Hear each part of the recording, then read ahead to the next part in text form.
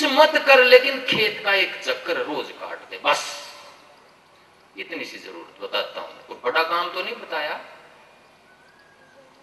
खेत का चक्कर काटेगा तो जो उसमें कमी दिखेगी उसको नींद नहीं आ सकती है, वो सोएगा नहीं। बस एक ही बात बताता हूं कि खेत में जाकर के खेत के चारों तरफ चक्कर काट के आ, तेरा बरकत ना हो तो मेरे से बात कर लेना। पशु के पास घूम करके हाथ फेर के और प्यार भरी धार जब छोड़ते हैं, कुदरती पशु भी समर्पण से पसर जाता है। क्या कहते हैं आप? पौधा भी पसर जाता है। तो विज्ञान सिद्ध करने लग कि मैं नहीं कहता, ये विज्ञान कहता, मैं साइंस की बात बोलूंगा, मैं कोई पौराणिक बात, कोई असंभव बात नहीं बोलूंगा आपके पास। अगर मेरा अध्यात्म आपको प्रैक्टिकल रूप में, व्यवहारिक रूप से आपका फायदा करता है तो उसको अपनाना, नहीं तो छोड़ देना उसको। मैं नहीं कहता कि ये चीज अगले जन्म में सुख देगी आपकी, ये फल आपका पिछले जन्म का है। मैं तो कहता हूं जो भी फल आपको मिलता है इसी जन्म का बोया हुआ है, इसी जन्म के दस्तक करे हुए हैं। इस जन्म के कहा आपके जो पिता का जन्म था वो भी आपका ही जन्म था, बीज तो वही है। 3 पीढ़ी में आंख पसार के देख लेना, कोई बरकत होगी। कोई चीफ मिनिस्टर बन गया, कोई प्राइम मिनिस्टर बन गया, कोई राष्ट्रपति बन गया, या कोई वैज्ञानिक बन गया, कोई कलाकार बन गया, कोई ऊंचा आदमी बन गया, जिस जो भी आपकी नजर में बड़ा समझ में आता है, आप नजर खोल के उसकी हिस्ट्री पढ़ लेना। 1 या 2 पीढ़ी के अंदर फैसला कर दोगे आप कि हाँ ये बीज बढ़ाई का, विशाल दृष्टि का बोया गया, तब जाकर के बरकत आई है इस परिवार में, इस समाज में, इस देश में।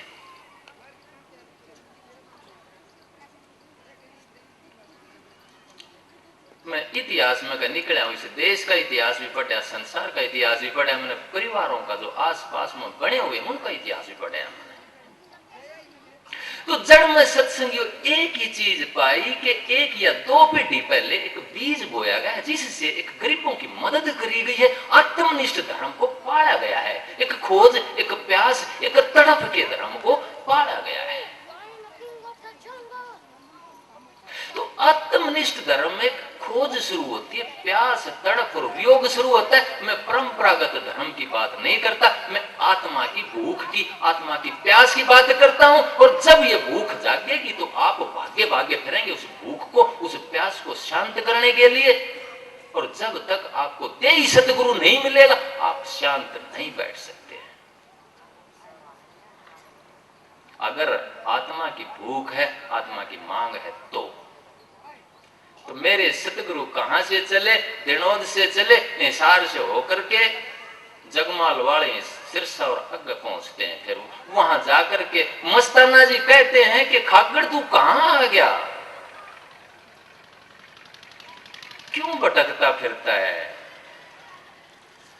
तेरे अंदर वो खुदा, वो मालिक तेरे अंतर है। अपने घर बैठ कर काम कर, और तेरे को जो तेरी प्यास, जो तड़प जगी हुई है, तेरे गांव में पड़ोस में ही बैठा हुआ है एक संत अरमान साहब, राम सिंह अरमान साहब पास में बैठे थे। कई बार पहचान नहीं होती, हम भटकते भटकते दूर तक चले जाते हैं और असली चीज की प्राप्ति से चूक जाते हैं। तो जो आत्मनिष्ठ धर्म है, जो मेरे सतगुरु ने अपनाया, वो क्यों अपनाया कि दादी ने बताया था कि बेटे जो कुछ भी है कभी शिकायत ना करना उस मालिक से, वो थप्पड़ भी मारेगा तो तेरी कमी निकालने के लिए, वो तेरे को धमकाएगा, तेरे को दुख भी देगा तो तेरे को प्यार करने के लिए। जैसे माँ धमका देती है, जब फोड़ा हो जाता है बच्चे का, फुंसी हो जाती है, तो डॉक्टर के हाथ में छुरी दे देती है और बच्चे को दबा लेती है गोडों के नीचे। तो वो माँ उस कमी को निकालने के लिए उसको धमकाती और थप्पड़ मारती है। ये कुदरत का नियम है। जब शरीर में कोई बीमारी आती है तो इसमें बीमारी आ जाती है, तो शरीर में बुखार हो जाता है।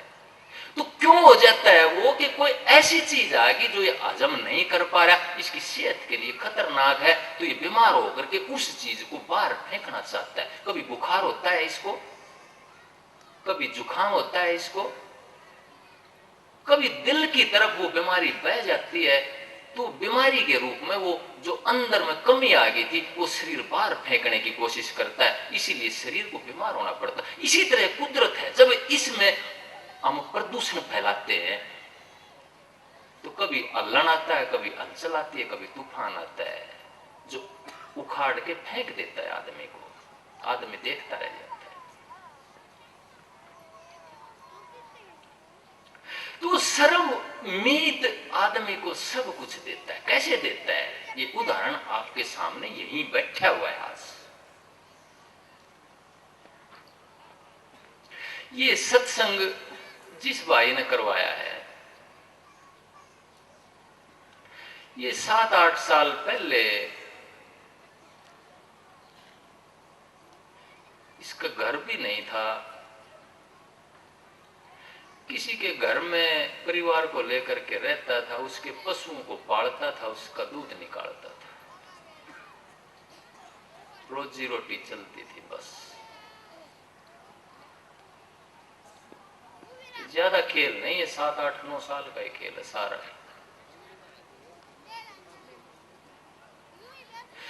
फिर रिक्शा लेकर के रेहड़ी पे सब्जी बेचता था, या आपके आसपास में यहीं घूमता था। सदगुरु की दया होती तो ऐसे होती है। जब सदगुरु को समर्पण करता है तो अंतर में ऐसी, मैं आत्मनिष्ठ धर्म की बात करता हूं, परंपरागत धर्म की बात नहीं करता कि हाथ जोड़े मूर्ति का अगर आके सोगे, आपके अंदर कोई गति पैदा नहीं करी, उस धर्म की बात नहीं करता मैं। उस धर्म की बात करता हूं जो आपके अंदर प्यास जगाती है, तड़प जगाती है, वहां बरकत आएगी आपके पास। ये शर्तिया है, अध्यात्म आपको बरकत देगा, ये गारंटी है इस बात की। अगर नहीं मिलती तो हमारे समर्पण में, हमारे प्यार में कोई कमी रह जाती है। आज क्या कहता है ये भाई, ये कहता है कि जी मेरे को खर्चा करने से मत रोको, 1,00,000 2,00,000 जितना लगता है सत्संग पर लगाने को। मैं कहता हूं कि नहीं, ज्यादा खर्चा नहीं करना, लेकिन उस मालिक की, कुल मालिक की अपने आप स्रोत निकलते हैं। मैंने जब सत्संग शुरू किया तो एक विचार मन में आया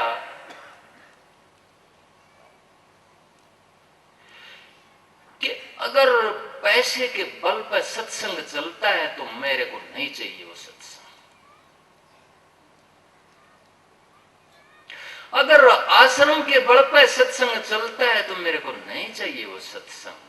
अगर कुल मालिक की एक भी धार संचित होगी है उस विज्ञान में पुरुष की, और वो अगर मोहताज है धन का और आश्रमों का और अमीर लोगों का, तो मुझको ऐसा धर्म स्वीकार नहीं, ऐसा अध्यात्म स्वीकार नहीं है।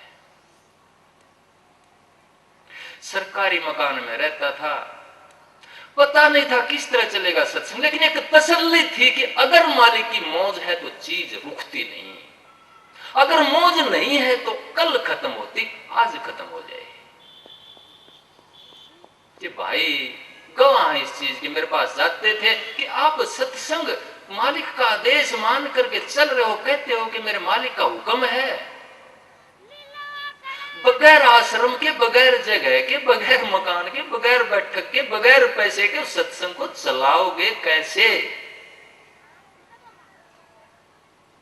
बस एक संकल्प था कि मेरे मालिक ने अंतर में हर तरह की मौज दी है, उस मौज के ऊपर मन विश्वास था, वो मौज अपना खेल एकदम खेल लगी।